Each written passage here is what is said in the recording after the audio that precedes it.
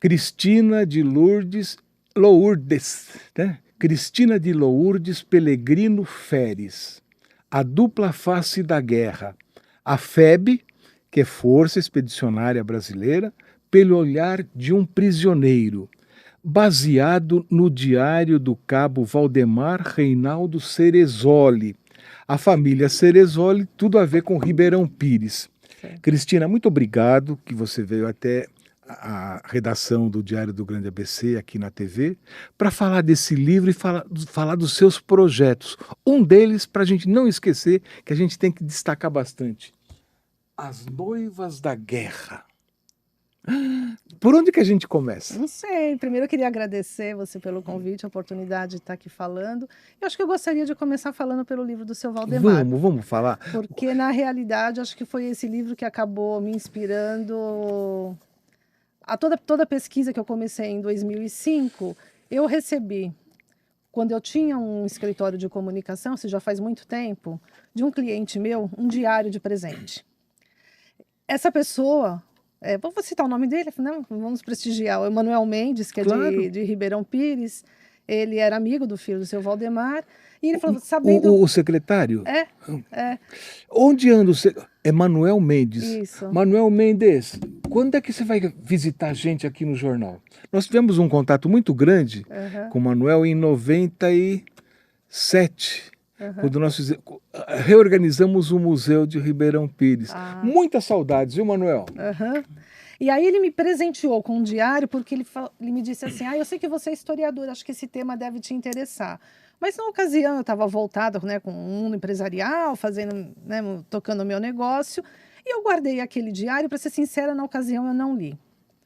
Depois, quando eu acabei decidindo encerrar o meu negócio e voltar para o mundo acadêmico, eu acabei entrando para o universo do estudo da Segunda Guerra de uma forma muito casual, porque, na realidade, o meu mestrado foi sobre São Caetano, foi sobre imigração italiana em São Caetano, a fundação do Núcleo Colonial de São Caetano, que virou o livro chamado Herdeiros da Fundação. A guerra não era um assunto que eu tinha familiaridade. E me foi indicado para conversar com uma pessoa, na ocasião, que era o senhor Antônio Cruchac, de São Bernardo, e eu fui disposta a ouvir, somente isso. Mas eu levei como jornalista, eu levei uma máquina fotográfica comigo. E eu me lembro que quando eu parei na porta do prédio dele, e eu olhei para cima, tinha uma faixa na varanda escrita: aqui mora um herói da FEB. Então já comecei a fotografar e achei que aquilo tinha significado. E passei horas com o seu Antônio, que ficou me mostrando álbuns, fotografias, contando histórias. A casa dele era um verdadeiro museu, né? Todas as paredes cheias de informações. Então, de lá para cá, eu comecei a ter curiosidade de entender, e como o meu mestrado foi com história oral, essa é a área que eu sempre gostei de trabalhar, eu montei um projeto pensando em gravar histórias de veteranos de guerra, mas histórias voltadas para o cotidiano deles na guerra. Não me interessava a questão estratégica, a história oficial. Eu queria saber como esses homens viviam, como era a religiosidade, o que eles comiam, o que eles faziam nos horários vagos, como eram os relacionamentos amorosos. E comecei a gravar essas histórias pelo Brasil inteiro. Hoje eu tenho cerca de 40 entrevistas gravadas. E sempre eu me lembrava, puxa, mas tem aquele diário. Mas eu nunca tinha tempo para ler o diário com atenção. Até que chegou a pandemia, então sem poder sair para pesquisar, para gravar entrevistas, um dia eu resolvi ler esse diário com atenção, li várias vezes, até decidir publicá-lo. E aí assim, eu considero que a segunda etapa, o segundo desafio desse trabalho era como eu ia contar essa história. Eu não queria fazer apenas uma reprodução do diário. Eu queria falar sobre o diário sob a ótica do historiador. Então eu acabei decidindo contar essa história, mas analisar o papel do diário como uma fonte histórica, no que a gente classifica aí como ecodocumentos, né, como documentos do eu, mas que através da história vivida por cada um, ela está inserida num panorama, então a gente consegue traçar um retrato da sociedade através das experiências individuais.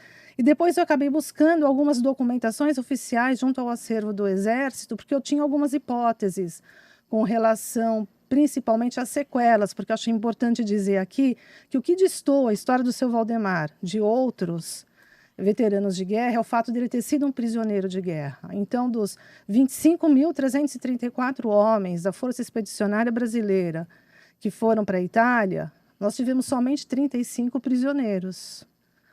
Mas quando a gente fala somente 35, se a gente pensar do lado do indivíduo que viveu essa experiência do aprisionamento, de ter sido mandado para um campo de concentração na Alemanha, cada história tem uma marca que é muito importante. E se a gente pensar que esse trecho da história do Brasil é um trecho pouco considerado, né, tem muita gente que não sabe que o Brasil participou da Segunda Guerra, que dirá então a experiência desses homens que passaram por essa experiência de um aprisionamento. E o retorno do seu Valdemar para o Brasil foi muito traumático, porque quando ele voltou, de imediato ele não foi trabalhar. Então, na minha pesquisa, eu consegui identificar que ele era carteiro em Ribeirão Pires, um homem simples, né, de uma cidade com características rurais à ocasião.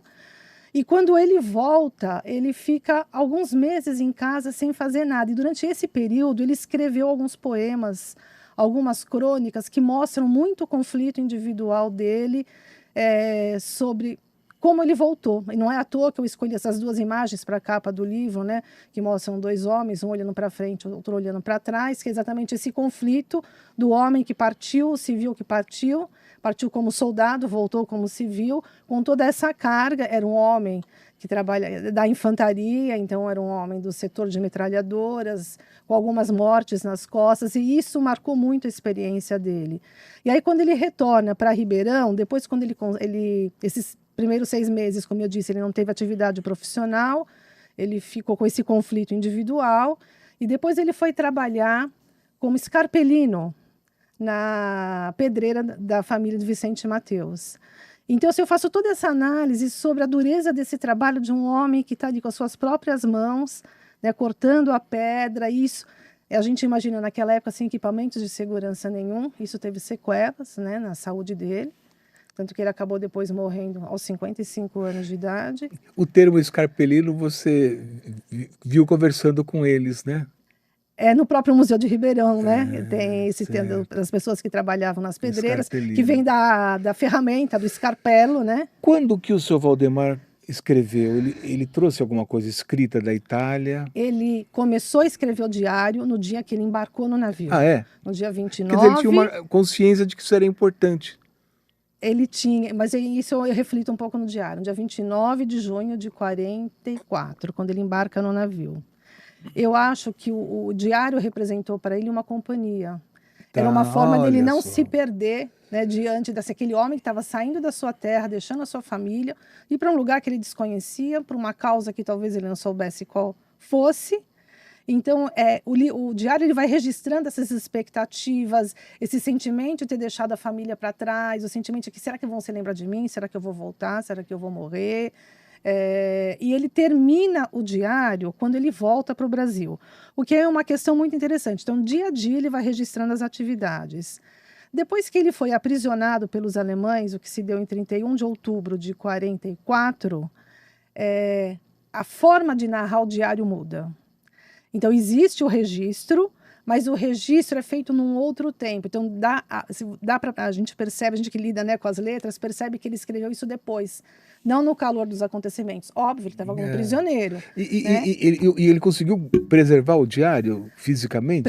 Sim, a família tem os originais, eu tenho... Mas eu digo lá prisioneiro, então, né? Esse é um questionamento, eu faço algumas divagações sobre isso. Como ele foi aprisionado no contexto de um combate muito acirrado, e eu me pergunto se ele levou o diário com ele ou se ele deixou o diário na casa onde ele foi aprisionado junto com outras 16 pessoas. A minha hipótese é de que o diário tenha ficado e depois, quando uma pessoa era dada como desaparecida pelo exército, era mandada uma tropa para recolher, né, os bens, os pertences dos soldados e aquilo ficava armazenado. Então, depois, quando ele reapareceu, ele ficou como prisioneiro até 29 de abril de 45, quando o campo de Moosburg, na Baviera, foi libertado pelos americanos.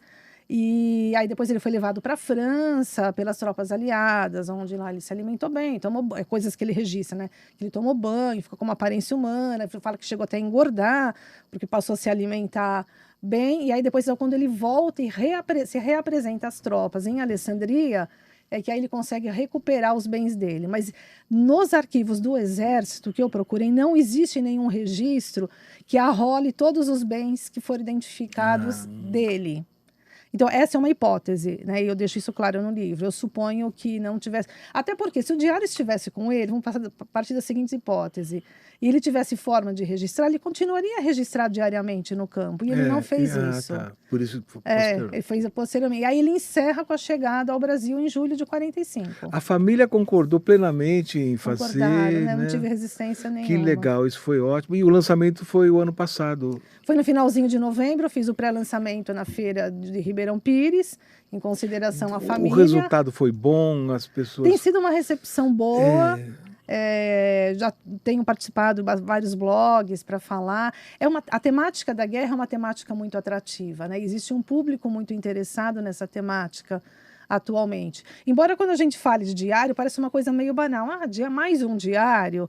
Mas assim, o meu intuito era que não fosse mais um. Por isso eu optei por não reproduzir o diário, mas analisar o diário, esse tipo de fonte histórica, a importância do diário como uma fonte primária para a escrita da história, e eu analiso o conteúdo e faço esse cruzamento com a documentação oficial. Agora, você falou que tem 40 entrevistas, né? Ou seja, muitas horas de gravações. Isso vai render outros trabalhos. Com certeza, talvez documentários, outros livros, porque dependendo dos recortes que se faz, né, dá para fazer várias leituras desse material. Um dos recortes possíveis, que eu já estou estudando junto com a Priscila da USCS, é que a USCS tem um laboratório hipermídias com um projeto de memória do ABC. E eles já tinham alguns depoimentos gravados de veteranos de guerra do ABC. E eu também já tinha. Aí nós reunimos os nossos depoimentos, gravamos outras entrevistas com filhos, esposas, de pracinhas. No intuito, nesse primeiro momento, era registrar.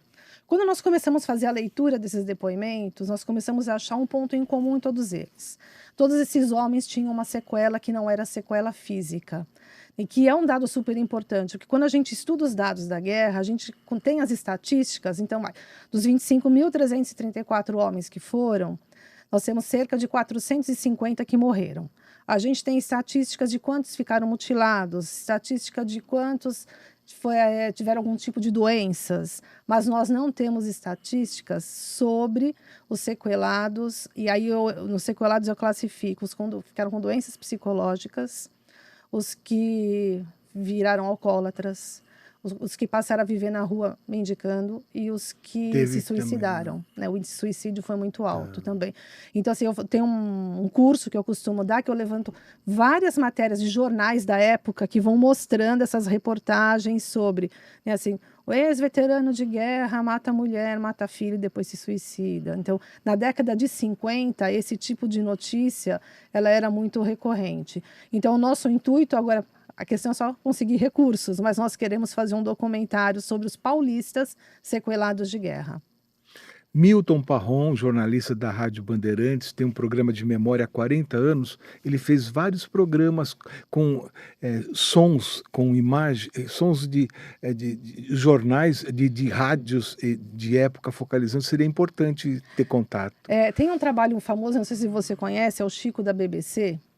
Na ocasião da guerra, ele era filho, né, de ingleses, depois ele foi para a Inglaterra e foi praticamente um correspondente que foi ao campo, né, na Itália. Ele acabou registrando esses sons da guerra. Então, existe, acho que na internet é possível achar os sons da guerra registrado pelo Chico da BBC. Legal. Então, por exemplo, se ele foi no primeiro Natal da FEB na Itália, então ele foi visitar a cozinha do rancho e aí ali ele entrevista, né, o cozinheiro do rancho, as pessoas que estavam ali esperando. Obviamente que vendo pelo lado de jornalista, você consegue identificar que tinha um script e tal, mas não é essa a questão. A questão é que enquanto eles estão conversando ali, você escuta os sons de bombas caindo ao fundo.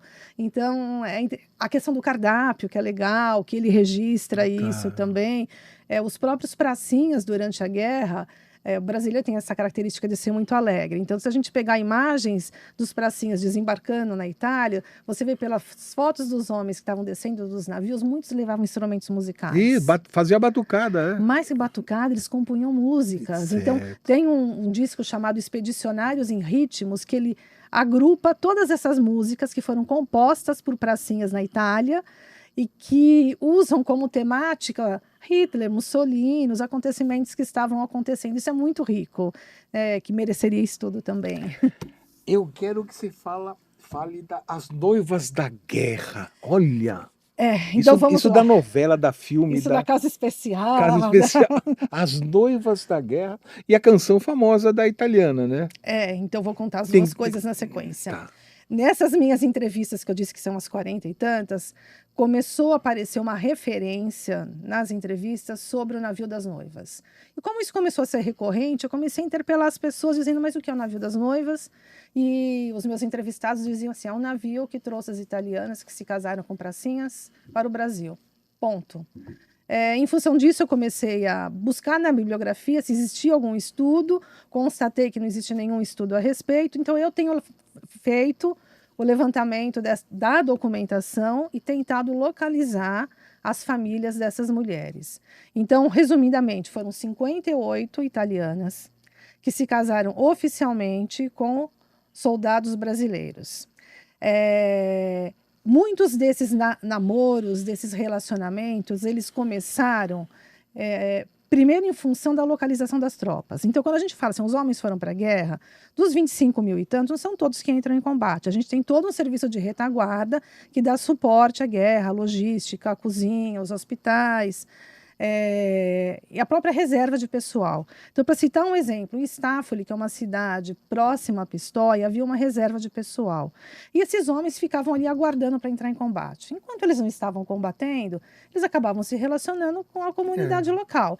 Então, era muito comum as italianas lavarem as roupas dos soldados, costurarem as roupas dos soldados, ou eles saírem à noite, depois dos treinamentos, né, das instruções que eles tinham, para tomar o vinho. Então, muitos dos namoros surgiram nessa ocasião.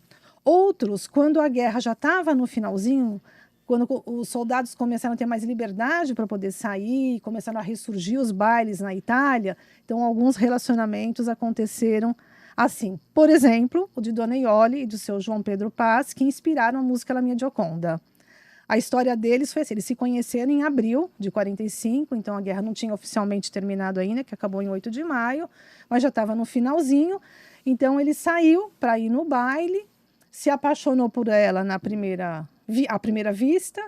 Ele disse que ele foi puxá-la para dançar, quando ele foi pegá-la, o inglês passou na frente, ele ficou triste, ficou esperando a vez dele. A hora que acabou a música, ela veio na frente dele, começou a tocar Moonlight Serenade, que eles dizem que é a música deles, e eles começaram a dançar, e aí começaram a namorar. Só que as tropas começaram a voltar para o Brasil em julho, então a gente está falando final de abril, mais 2 meses e um pouquinho. E ele teve que voltar, ele não podia ficar. E ele conta que quando ele entrou no navio, ele entrou desesperadamente triste, porque a Dona Iole ficou no porto acenando para ele, e ele tinha prometido que voltaria à Itália para buscá-la. E ele falou assim, que se sentiu péssimo, primeiro por ter deixado ela lá, e depois por saber que ele fez uma promessa que ele não poderia cumprir. Ele falou que pensou até se atirar do navio. Aí, quando as tropas chegaram ao Rio, fizeram o desfile na Avenida Rio Branco, depois foi oferecida uma festa no Morro da Urca para os pracinhas. E ele estava nessa festa, e o Vicente Celestino estava lá também. E diz que chamou a atenção do Vicente Celestino, todos os homens bebendo, alegres, comemorando, e aquele homem triste naquele canto. Ele pensou, esse homem tem uma história para contar. Aí ele se aproximou do seu João Pedro Paz, que contou a história. A história inspirou a música Mia Gioconda.